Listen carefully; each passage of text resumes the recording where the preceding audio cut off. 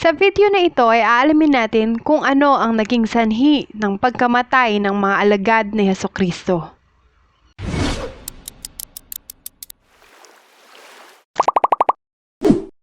Nang ang ating Panginoong Hesukristo ay nagkatawang tao at namuhay dito sa lupa, marami siyang naging mga alagad. Ngunit pumili lamang siya ng 12 sa mga ito upang maging kanyang mga apostol. Ang 12 ito ay sina Simon Pedro, Andres, Santiago na anak ni Zebedeo, Juan na kapatid ni Santiago, Felipe, Bartolome, Tomas, Mateo, Santiago na anak ni Alfeo, Tadeo, Simon Makabayan at si Judas Iscariote. Nang mamatay na si Judas Iscariote at umakyat na sa langit si Jesus, nagkatipon ang mga alagad, nagpalabunutan at nanalangin kung sino kina Matias at kay Jose ang papalit kay Judas Iscariote.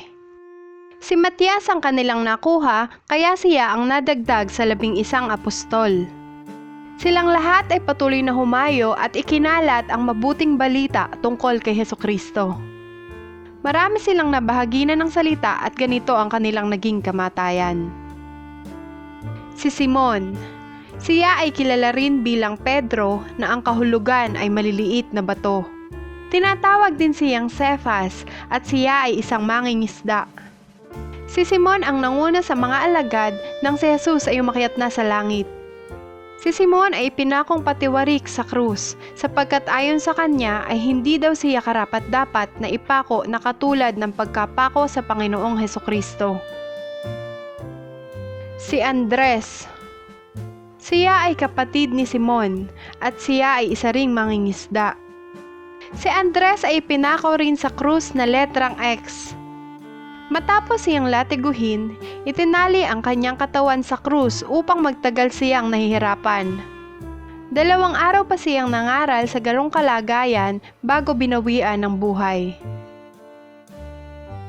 Si Santiago, siya ay anak ni Zebedeo. Namangha sa tapang ni Santiago ang bantay ng Roman centurion, kaya naman ito ay nagkristyano sa harapan ng huwes at nagpapugot ng ulo sa tabi ni Santiago. Si Santiago ay pinugutan ng ulo sa Jerusalem. Si Juan, siya ay kapatid ni Santiago, isa ding mangingisda na anak ni Zebedeo. Si Juan ay inilublob sa kumukulong mantika sa Roma. Ngunit nang himalang makaligtas, itinapon siya sa minahan sa isla ng Patmos. Pinalaya siya at namatay sa katandaan. Siya ang kaisa-isang alagad na namatay ng mapayapa. Si Felipe, siya ang alagad ni Jesus na nag-teleport. Matapos niyang bautismuhan ang eunuko, ang sabi sa Gawa chapter 8 verse 39, pagkaahon nila sa tubig, si Felipe kinuha ng Espiritu ng Panginoon. Hindi na siya nakita ng eunuko na nagpatuloy naman sa kanyang paglalakbay na tuwang-tuwa. Namalaya na lamang ni Felipe na siya'y nasa Azoto. Siya ay pinako ng pabaliktad at pinagbabato hanggang mamatay. Si Bartolome, siya ay kilala rin bilang Nathaniel. Siya ay nagkaroon ng masaklap na kamatayan. Binalatan siya ng buhay at pinugutan ng ulo. Si Tomas, siya ay kilala rin bilang Doubting Thomas. Ang kanyang ikinamatay ay ang pagsaksak ng sibat sa India habang nangangaral ng salita ng Diyos. Si Mateo, siya ay isang maniningil ng buwis. Pinatay siya sa pamamagitan ng sibat. Si Santiago, ang anak ni Alfeo ay namatay dahil sa pagpalo sa kanyang ulo. Si Tadeo, hindi malinaw ang kamatayan ni Tadeo. Ang sabi ng ilan ay pinukpok siya gamit ang kahoy, ang sabi ng ilan ay palakol, ang sabi ng ilan ay palaso o ang pagpako sa krus. Si Simon Makabayan, siya ay Kananeo at paniwala ng iba ay pinatay siya nang hindi siya sumamba sa Diyos-Diyosan. Ang paniwala naman ng iba ay pinako siya sa krus sa Syria nang sabihin na kasamahan siya ni Hesukristo. Si Matias. Siya ang pamalit kay Judas Iscariote na nagkanulo sa ating Panginoon. Siya ay pinagpupukol ng bato saka pinugutan ng ulo na naging sanhi ng kanyang kamatayan. Ito ang mga paraan ng pagkamatay ng mga alagad ni Hesukristo.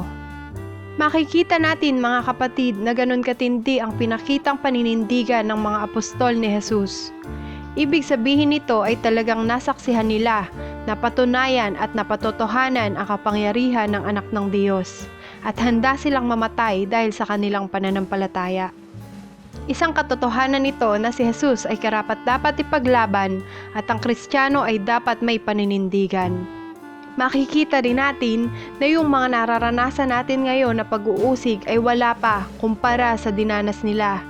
Kaya sana ay pagmalaki natin siya at pagtagumpayin sa ating buhay. Mula mga kapatid sa maliliit na desisyon natin at mga maliliit na sakripisyo na magagawa natin para sa Kanya.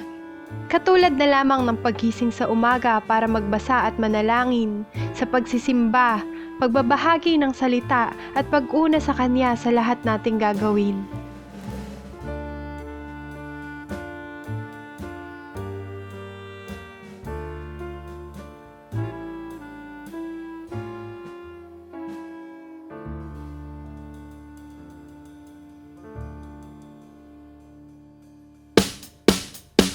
Maraming salamat po sa inyong panonood. Please leave a comment, like, subscribe, and click the notification bell para lagi kayong updated sa ating mga usapan tungkol kay Hesukristo. God bless everyone!